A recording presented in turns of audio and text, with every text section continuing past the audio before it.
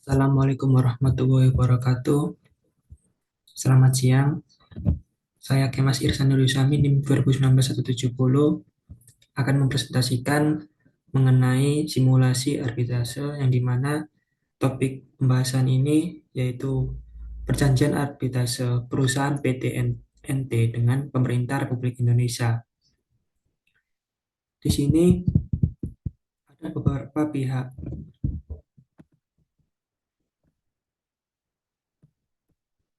Pihak pertama Joseph Suwardi, yang selanjutnya disebut sebagai pemohon dengan alamat Jalan Samadi nomor 1 Jakarta, nomor KTP 350-722-1234-6789.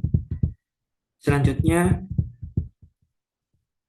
pihak kedua yaitu termohon dengan atas nama PT NNT Newman Nusa Tenggara beralamat di Komplek Puri Indah Mataram, Nusa Tenggara Barat.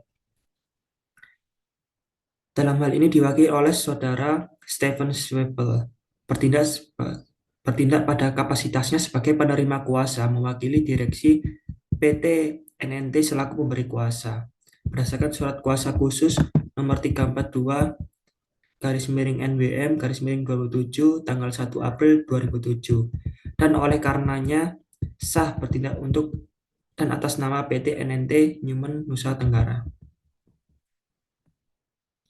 Selanjutnya pihak ketiga yaitu selaku sebagai mediator itu saya sendiri dengan nama Kemas Irsan Nurusahmi beralamat di Jalan Mulia Agung nomor 3 Malang dengan nomor KTP 350721912000001. Selanjutnya pemohon dan termohon atau keduanya disebut para pihak menyatakan sepakat secara sukarela dan bertindak dan beritikat baik serta dalam suasana kekeluargaan berupaya sungguh-sungguh untuk menyelesaikan permasalahan yang terjadi di antara para pihak melalui proses mediasi dengan difasilitasi oleh mediator. Para pihak secara tegas menyatakan diri sebagai pihak atau perwakilan dari pihak yang mewakili kewenangan sepenuhnya untuk bermediasi dan membuat keputusan akhir dalam mencapai kesepakatan penyelesaian permasalahan. Dengan menandatangani perjanjian ini, para pihak serta mediator menyetujui hal-hal sebagai berikut.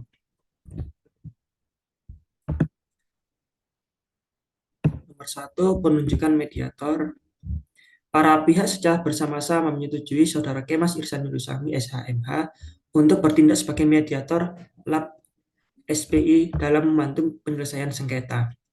Mediator melaksanakan tugasnya secara profesional, bersikap netral, independen, tidak memihak, dan menjaga integritas serta menjunjung tinggi kode etik. Mediator tidak memberikan saran, solusi, atau pendapat hukum atau jasa konsultasi hukum, serta tidak berkewenangan untuk membuat keputusan. Mediator berperan memfasilitasi, membantu, dan mendorong para pihak agar dapat berkomunikasi secara berkesinambungan dan bekerja sama untuk mencapai suatu penyelesaian dengan itikat baik. Dapat mengidentifikasi dan menyampaikan permasalahan, kepentingan, dan harapan dari satu pihak kepada pihak lainnya. Dapat menciptakan, mengembangkan, dan mempertimbangkan berbagai bentuk alternatif penyelesaian. Dapat menyelesaikan persengketaan secara sukarela, sehingga tercapai kesepakatan yang sukarela pula. Selanjutnya, mediator menegaskan bahwa mediator tidak memiliki benturan kepentingan dan atau permasalahan, serta tidak memiliki hubungan apapun sebelumnya dengan para pihak. Selanjutnya, mediator memberikan kesempatan yang sama kepada para pihak untuk didengar keterangan, pendapat, dan keinginannya. Selanjutnya, pengungkapan informasi dan kerahasiaan. Para pihak bersedia menyampaikan dan mengungkapkan seluruh informasi penting yang terkait dengan pokok sengketa. Segala bentuk informasi, komunikasi, negosiasi, dan pernyataan, baik tertulis maupun lisan, yang dibuat dalam proses mediasi, baik di antara para pihak maupun di antara masing-masing pihak dengan mediator, akan diperlakukan sebagai informasi yang bersifat tertutup dan rahasia, serta tidak dapat dipergunakan sebagai bukti dalam forum apapun, termasuk namun tidak terbatas dalam forum adjudikasi atau arbitrase. Selanjutnya, para pihak tidak memiliki hak untuk meminta, menyebarkan, dan menggunakan segala bentuk informasi, komunikasi, negosiasi, dan pernyataan tersebut sebagai bukti dalam forum apapun, termasuk namun tidak terbatas dalam forum adjudikasi atau arbitrase. Mediator dapat berkomunikasi dengan masing-masing pihak secara terpisah dengan tetap menjaga kerahasiaan informasi apapun yang diperoleh dari masing-masing pihak, terkecuali ada permintaan tegas dari pihak yang memberikan informasi untuk membukanya atau menyampaikan kepada pihak lainnya.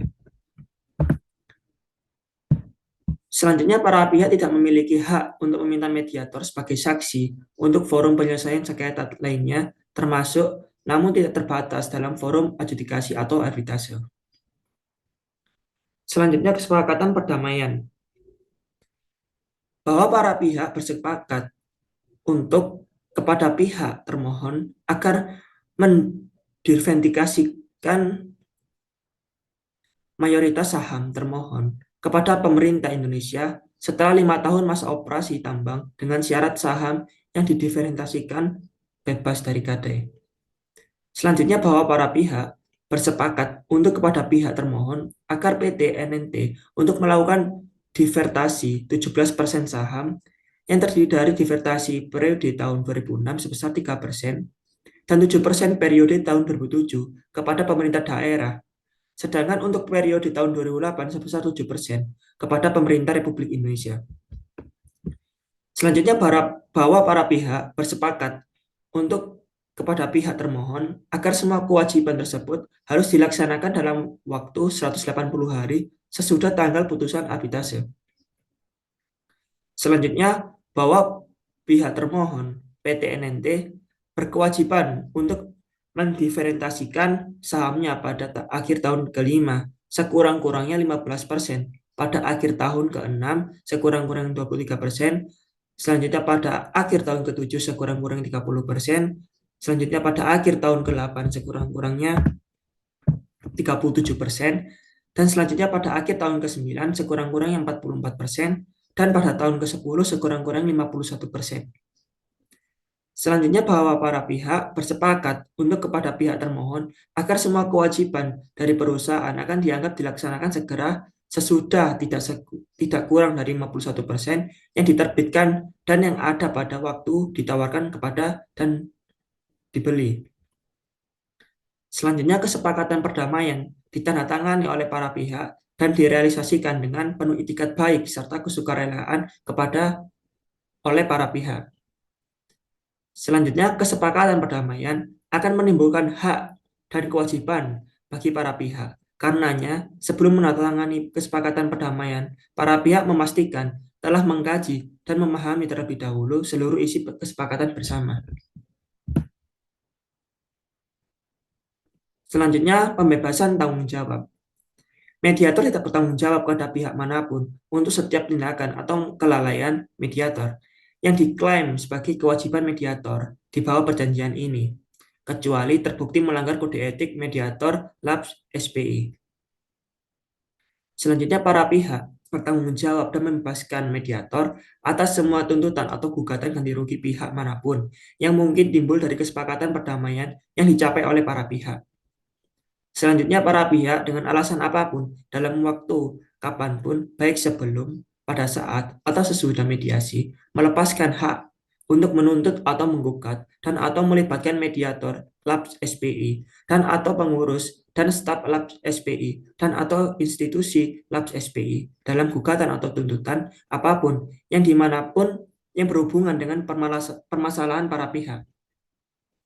Selanjutnya, apabila proses mediasi tidak mencapai kesepakatan, pemohon dapat memilih untuk melanjutkan penyelesaian sengketa melalui proses adjudikasi atau arbitrase LAPS SPI atau berhenti pada proses mediasi.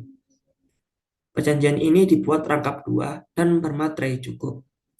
Para pihak mendapat masing-masing satu rangkap yang mempunyai kekuatan hukum yang sama untuk keperluan para pihak.